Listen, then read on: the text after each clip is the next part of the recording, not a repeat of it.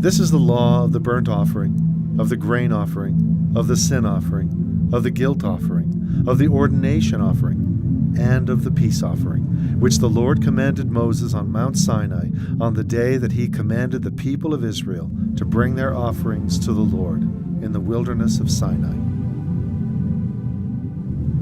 Sacrifice and offering you did not desire, but my ears you have opened. Burnt offerings and sin offerings you did not require. Then I said, Here I am, I have come. It is written about me in the scroll.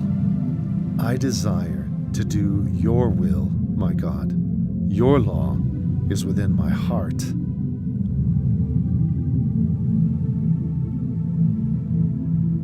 Such a bloody business, this. The butcher's block is sanctuary. Blood poured out, spattered, animals skinned, bodies dissected, limbs, organs, entrails, all neatly arranged, and then turned into smoke. Yes, animals were harmed in this priestly production. Burnt offerings, peace offerings, grain offerings, sin offerings, trespass offerings, by the thousands. It strikes the modern mind as beastly and barbarous.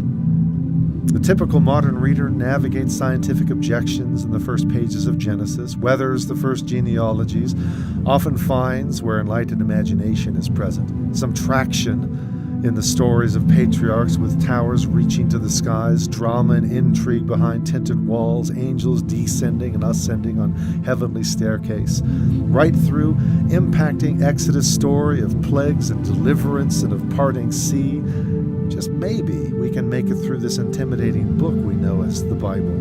And then we are stopped in our tracks as we run into the wall of the tabernacle. And through wafting incense, we still detect the unmistakable smell of death built into a divinely sanctioned system. Sacrifice is a central biblical motif, stretching from Abel's sacrifice in Genesis to the lamb slain from the foundation of the world in Revelation.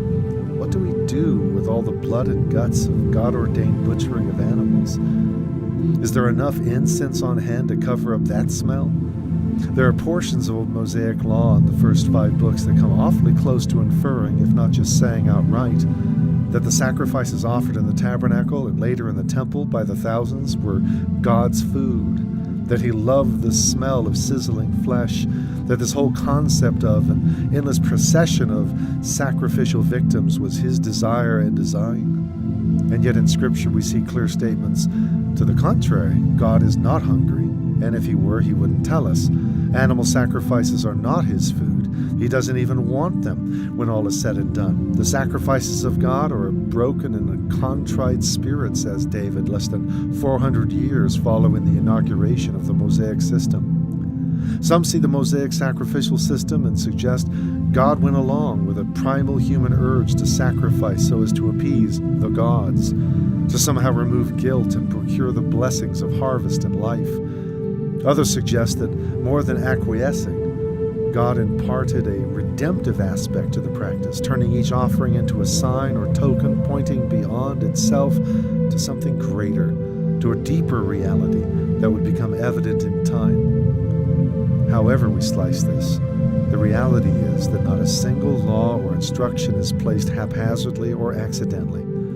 Each forms part of a mosaic that the casual observer simply won't grasp without the aid that comes through our diligent reflection and his patient revelation. With each offered animal, it's as if God is gently whispering, "Don't stop there. Look through this. Beyond this. Look harder." Systems of religious observances tend to make offerings out of others. The pure and undefiled religion of Christ that Leviticus and the rest of the law points to leads us to make passionate offerings of ourselves for others. This is the vision announced by Micah and all the prophets.